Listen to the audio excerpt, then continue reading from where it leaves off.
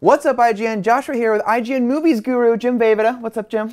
Oh, nothing. Just kicking back, talking about droids and cute Star Wars characters. Yeah. You thought we were done talking about that Star Wars trailer, but you were wrong. What we've been talking about, we love this little droid. I love this little droid. I think he's cute. I like him. I have no idea quite really the functionality of him, but it is an adorable little thing. He's already become like an internet sensation from his few mere seconds. The soccer ball droid. R2 FIFA. I like my favorite name for him. That's the nickname that's going around for him now. Yeah. So this got us on this conversation of talking about when they put cute characters in Star Wars, is that like a good idea anymore?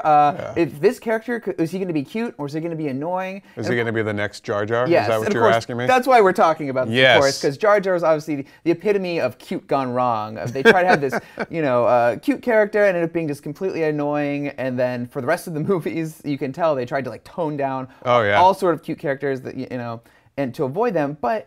So what other examples do we have of cute that didn't work in Star Wars? Well, I mean, Anakin in Phantom Menace says, they try to do it as a, make him more relatable so that his tragedy would be even more heartfelt, and that kind of yippee that backfired. Now this is pod racing. Yeah, it's just come on. We all know we could. Well, I'm not going to recite all his lines because, frankly, I just kind of retch a little bit every time I remember them. Grating. But look, R2 was a cutesy character, and he worked. He was a good one, and he worked because he actually served a function in the plot, and the Jawas were cute, although there was something, they, at the end of the day, they were a little, I think you've described them as creepy. Yeah, they were sort of cute because of these short things with little glowing eyes, but they're also sort of like a mystery about them with these dark hooded creatures. Yeah. So I think when you sort of balance it like that, it works. Yeah, and then, the first time, we have to remember, the first time we meet Yoda, it's a meet cute because he comes across as this goofy, harmless little creature, and he's a puppet at that point, in the way they were doing. For that little light. Yeah, and he's got the stick and he's hitting the droid. Mine.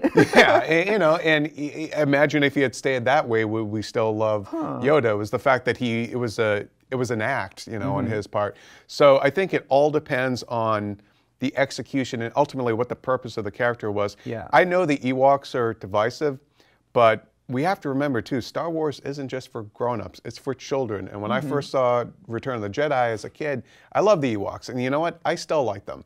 And I think, they're adorable, but they serve a function in the plot. Yeah, they were also warriors, too. Yeah. They were fighting stormtroopers and stuff. Yeah, I mean, come on. Dead Ewok, who doesn't remember that? That still gets you right here, Why'd you bring that up, Jim? I know. He's just going to weep for the rest of the video. But the fact is that there have been examples of these kind of cutesy, kid-friendly characters that do work in Star Wars, and then there are plenty of times when it doesn't work, like pretty much anything from Phantom Menace. Like you were pointing out earlier to me, even like the pod racing hosts, right? Oh yeah, that two-headed announcer that was like way over the top, and that didn't work. And also another character to bring up is C-3PO, and he was a tiny bit annoying in the original trilogy, but he was sort of that sort of erratic, sort of fey character of just of like the one who's overreacting to everything. And so it was almost balanced by the stubborn attitude of like R2-D2, which was funny, and it was in small doses, so it was fine.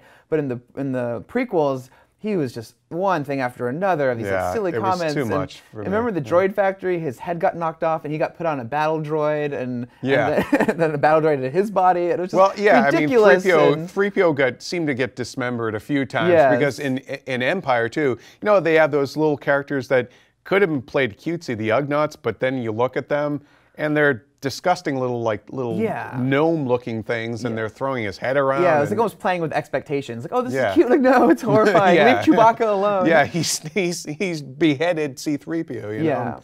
But I think that there are times too when it all comes down to the taste of the filmmaker involved and just how far are they willing to push it. Obviously, you have to put in kid-friendly things because, let's face it, at the end of the day, they have to sell some toys, this is going to be like PG probably, not PG-13 even. I don't know. I mean, it all depends on how dark they go with with the dark side and all that sort of stuff. And you get a guy with a lightsaber like that, I'm thinking somebody's going to buy it in a pretty horrific fashion.